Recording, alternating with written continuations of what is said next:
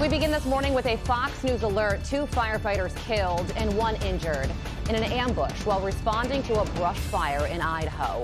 And we are now learning officials found the suspected gunman dead with a weapon also discovered near his body. We are going to bring you the very latest on this investigation throughout the morning. Meanwhile, our other top story over on Capitol Hill. In just a few hours, the Senate set to kick off a vote-a-rama on President Trump's big, beautiful bill after debating the bill overnight. But after months of going back and forth, will Congress be able to meet the president's July 4th deadline? You're watching Fox and Friends First here on a Monday morning. I am Todd Pyro. Good morning to you. Good morning to you all. And I'm Carly Shimkus. And we begin this morning in Idaho, where as we said, 2 firefighters were killed. And according to officials, at least 1 other firefighter is still in the hospital after being caught in the crosshairs of gunfire. The Kootenai County Sheriff giving an update overnight on what they know so far.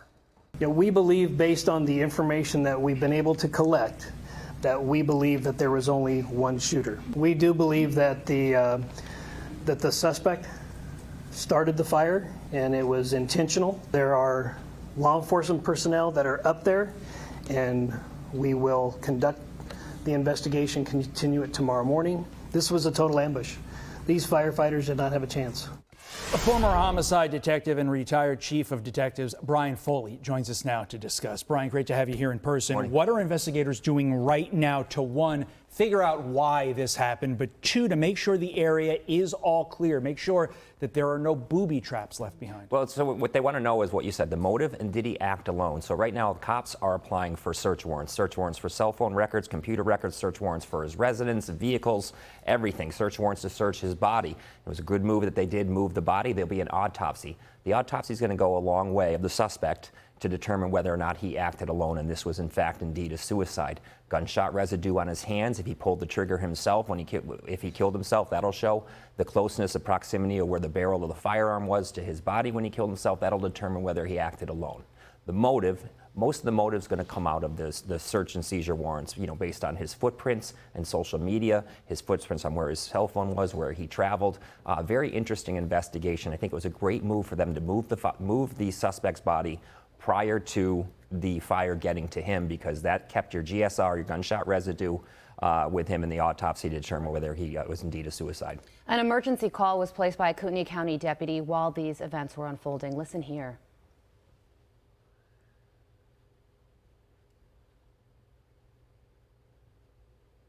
Oh, we don't have that. Oh, we don't have that, but I will say what he said. We have an emergency situation taking place in the district area. There's an active shooter at a fire. There's potentially 2 battalion chiefs down. If you put yourself in the perspective of these firefighters going to an emergency situation completely unaware that these events were going to be unfolding with a gunman gunning them down. So do you think this person that was found dead near the scene started the fire, shot these firefighters, and then shot himself? I do.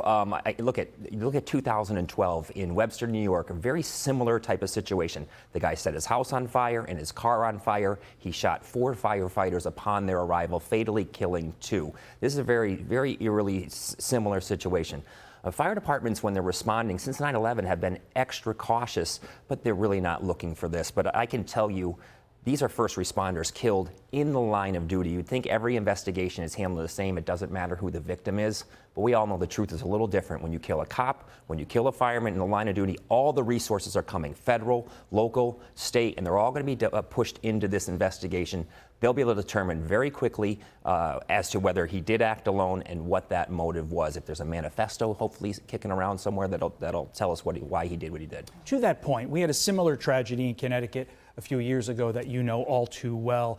In that instance, it was police officers that were killed in Bristol, but it was an ambush. Yep. It was an ambush nonetheless. What leads someone to ambush any first responder like this? That's typically a triggered, all right? So now something happened in their life for them to get triggered. If you look at what happened in Bristol, they got pulled over by the cops. So what happened in this man's life to make him want to go after firefighters? That's odd. I always think sovereign citizen or someone out there in the, that lives in remote areas like that has a problem with government. That's just a guess at this point.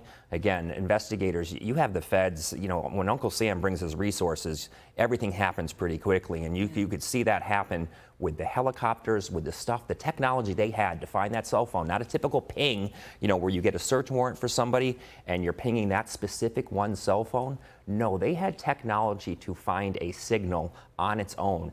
That might not work on 6th Avenue here in New York City, but out in that wilderness there where you can isolate on a single cell phone fairly easily if you have the technology and it got there quick. And to your point about resources being sent to the scene, Dan Bongino already said on X the FBI is on its way, already there, and assets are headed to the direction of Idaho as well. Really quickly, does this seem like personal vendetta to you?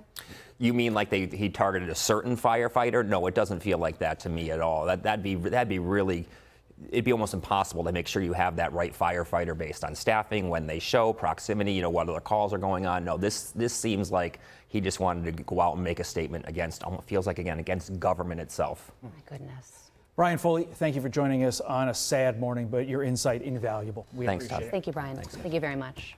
I'm Steve Ducey. I'm Brian Kilmeade. And I'm Ainsley Earhart. And click here to subscribe to the Fox News YouTube page to catch our hottest interviews and most compelling analysis.